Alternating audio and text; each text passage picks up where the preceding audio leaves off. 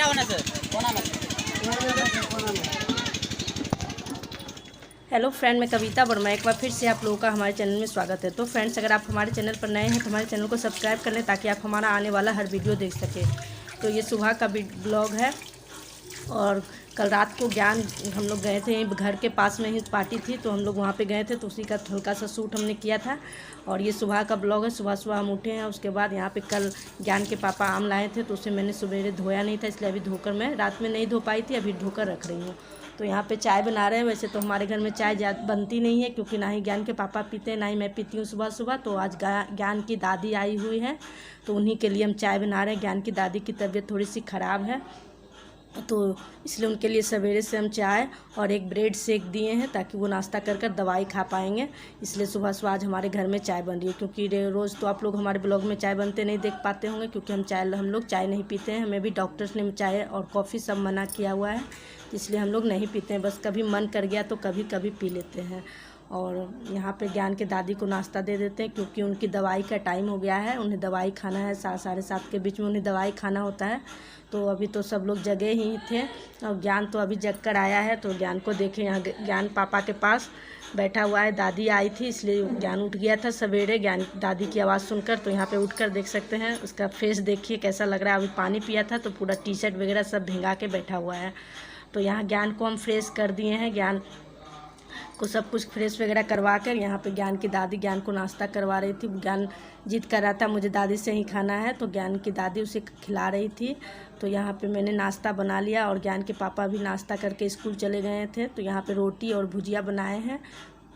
तो जो ज्ञान खा रहा था उसके बाद हम लोग फिर हम चलते हैं फ्रेश होने के लिए। तो फिर हम लोग फ्रेश हो चुके हैं। उसके बाद यहाँ पे देख सकते हैं दोपहर का टाइम हो चुका है। तो यहाँ पे दोपहर को खाना बनाने के लिए आ गए थे। तो हमारा चावल बन चुका है। हम चावल थोड़ा ही बनाते हैं, क्योंकि चावल ज़्यादातर मम्मी भी नहीं खाती है, बस हल्का सा हम लोग खाते हैं। तो यहाँ पे दाल को फ्राई कर रहे हैं, क्योंकि ज्ञान के पापा के आने का टाइम हो गया है तो हम लोग जल्दी से खाना बना रहे हैं। तो यहाँ पे दाल फ्राई करने के लिए हमने घी का यूज किया है और हल्का सा जीरा, हींग और प्याज डालकर हमने उसे भूनने के लिए रख दिया है। तो प्याज यहाँ पे भून चुका है तो हम इसमें टमाटर डाल देते हैं, उसके बाद नमक, उसके बाद दाल डालकर इस तरीके से हम लोग घर में दाल को फ्राई करते हैं। और यहाँ पे हम लौकी की सब्ज़ी बना रहे थे तो वो भी बनकर तैयार हो गया है। तो इस तरीके से बस सिंपल तरीके से हम दाल फ्राई करते हैं फ्रेंड्स, बस बिल्कुल सिंपल तरीके से। और तीखा बहुत कम डालते हैं, क्योंकि ज्ञान को भी खिलाते हैं दाल, इसलिए तीखा कम ही डालते हैं। और हरा धनिया डालकर फिर इस 1 मिनट के लिए इसमें उबाल आने देते हैं, उसके बाद बंद कर देते हैं। बस हमारा दाल फ्राई हो जाता है। इसी तरीके से हम घर में दाल बनाते हैं, बिल्कुल सिंपल तरीके से। ज़्यादा मसाला वगैरह नहीं डालते हैं दाल में, बस सिंपल तरीके से बनाते हैं। तो यहाँ पे दाल और चावल और सब्ज़ी सब कुछ तैयार हो गया था। तो यहाँ पे मैं सैलेड काट रही थी, तो कुछ सैलेड मैं फ्रीज में रख दी थी। काट कर रखते हैं ना फ्रीज में, तो कभी कभी भूल जाते हैं, तो इसीलिए पहला वाला भूल गए थे। तो यहाँ पे याद आया तो अभी हम फिर से उसे काट रहे हैं। तो सैलेड वगैरह काट कर सबको खाना वगैरह खिला लेंगे, उसके बाद हम लोग भी खा लेंगे, सब लोग खा लेंगे। उसके बाद ज्ञान की कुछ एक्टिविटी वगैरह वो भी करना होता है, मतलब कि सारा काम देखना, बच्चे को देखना थोड़ी सी परेशानी होती है। लेकिन हर चीज़ का अगर आप रूटीन बना लेते हैं ना तो परेशानी नहीं होती है। हर चीज़ को टाइम पे और रूटीन के अनुसार करना चाहिए। तो सब लोगों को हम खाना खिला दिए हैं, हम भी खा लिए थे। और यहाँ पे ज्ञान खाया था सर रोटी, तो वो खा नहीं रहा था, इसलिए थोड़ा सा ज्ञान को लेट से यहाँ पे हम ज्ञान के लिए खाना बना रहे हैं। तो ज्ञान के लिए चावल, उसमें थोड़ा सा दूध और चीनी डालकर हम ग्राइंड कर लिए थे, बस हल्का दरदरा पीस लिए। अगर आपका बच्चा इतना मोटा नहीं खा पाता है तो और भी इसे पतला पीस सकते हैं। तो यहाँ पे देख सकते हैं हमने 4-5 बादाम भिगोया था, जो ज्ञान को हम रोज़ ही 4 या 3-2 इसी तरीके से, कभी 2 दे दिए, कभी 3 या 4 बादाम किसी तरीके से खिलाते हैं। या फिर कभी दूध पिलाते हैं तो उसमें डाल देते हैं, या फिर चावल दूध खिलाते हैं तो उसमें डाल देते हैं, रोटी दूध खिलाते हैं तो उसमें भी डाल देते हैं। मतलब ओट्स बनाए तो किसी भी चीज़ में, मतलब किसी भी तरीके से ये 4 या 3 बादाम उसको हम देते हैं। 4 तो रेगुलर नहीं देते हैं, 2 दे देते हैं या 3 दे देते हैं, मतलब कि जैसा जब मन हुआ दे दिए। तो इस तरीके से रोज़ 2 या 3 बादाम बच्चे को ज़रूर दें। बच्चे के साइज़ के अनुसार दिया जाता है, बड़ा बच्चा है तो आप 4 दे सकते हैं, लेकिन छोटा है तो 1 या 2 काफ़ी है।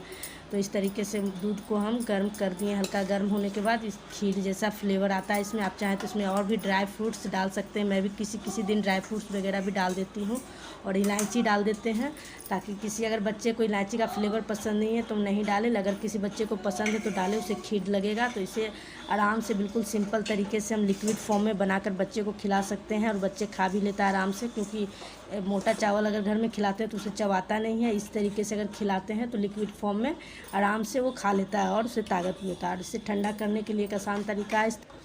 और किसी भी बड़े बर्तन में पानी लेकर इस तरीके से हम अगर चलाते हैं 2-3 बार तो ये जल्दी से ठंडा हो जाता है, क्योंकि गर्मी का मौसम है, पंखा के पास भी रखते हैं तो अच्छा टाइम लग जाता है और जल्दीबाजी है। तो इस तरीके से कोई भी बच्चे का चाय वगैरह, बॉर्नवीटा, कुछ भी बात मैं पानी में डालकर जल्दी से ठंडा कर लेती हूँ। तो देख सकते हैं ज्ञान का खाना ठंडा हो गया है, उसको भी खिला देते हैं। वो तो अपने से कभी खाना मांगता नहीं है, लेकिन टाइम पे किसी भी बच्चे को आप रेगुलर टाइम पर खिलाइएगा, मतलब कि टाइम देख कर नहीं, तो आप देखिएगा उस टाइम में बच्चे को भूख लग जाता है।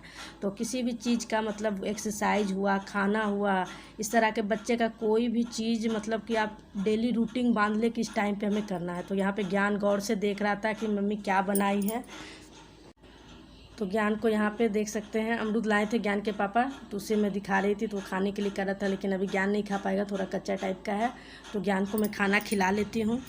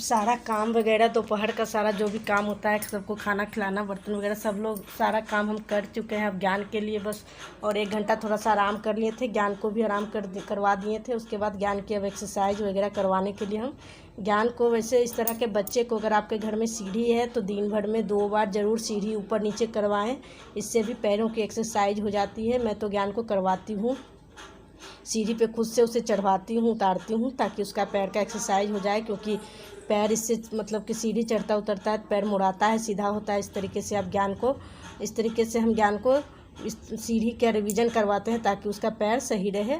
और ये ज्ञान का जो बुनने का है, ये हमने बनवाया था किसी को देखकर, तो यहाँ से मैं ज्ञान को इसमें डालकर उसमें बुलाती हूँ। इसे इसमें मैंने पहले चक्का लगवाया था, लेकिन चक्का लगाने के बाद ज्ञान अनबैलेंस हो जाता है, कुछ ज़्यादा मतलब कि इधर उधर भागने लगता है, फिर मैं पकड़ भी नहीं पाती हूँ। तो इसलिए इसका जो भी चक्का था हम खुलवा दिए हैं, और थोड़ा सा ज्ञान अगर इसमें बैलेंस बनाने लगेगा उसके बाद हम चक्का को लगवाएंगे, क्योंकि अभी अगर लगा देते हैं तो कुछ मतलब मुझे दौड़ना पड़ता है, ज्ञान इधर उधर मतलब स्पीड में भागने लगता है। तो इसलिए मैं चक्का खुलवा कर इसे अभी पहले बैलेंस वो बना लेगा, आराम से सही से खड़ा होकर चलने लगेगा इस पर। उसके बाद हम इसमें चक्का लगवा देंगे ताकि ज्ञान सही से चलने लगेगा। तो इस तरीके से मैं बाबू को एक्सरसाइज वगैरह, बाबू का जो टाइम होता है एक्सरसाइज का, वो मैं मिस नहीं करती हूँ, और थोड़ा देर रुक कर करती हूँ। और ये वाला मतलब कि खाना खाने के बाद बुलाने में कोई दिक्कत नहीं है, बुला सकते हैं, लेकिन एक्सरसाइज अगर करते हैं तो खाना खाने के आधे 1 घंटे बाद ही करना चाहिए। तो बुलाना, खड़ा करना, ये सब खाने के बाद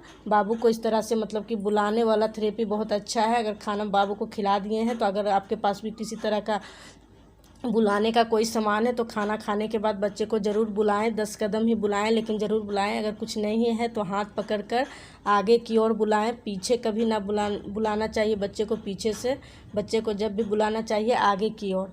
तो देख सकते हैं ज्ञान को मैं यहाँ पे प्रैक्टिस करवा रही थी और यहाँ पे अभी हल्का हल्का धूप भी आ रहा था, तो सही है, बच्चे को थोड़ा सा धूप भी लग जाता है क्योंकि विटामिन डी की कमी होती है इन बच्चों में, तो थोड़ा बहुत धूप में भी इसे चलने में कोई दिक्कत नहीं है। तो इसीलिए मैं हल्का धूप ही रहता है तो बाबू को यहाँ पे चलवाती हूँ ताकि बाबू को यहाँ पे धूप भी लग जाए, क्योंकि मतलब बाहर में अगर बैठते हैं तो ज़्यादा धूप लगता है। तो यहाँ पे ही इस बाबू को बुलाते हैं तो यहाँ पे धूप आता है, सही थोड़ा बहुत बाबू को धूप भी लग जाता है।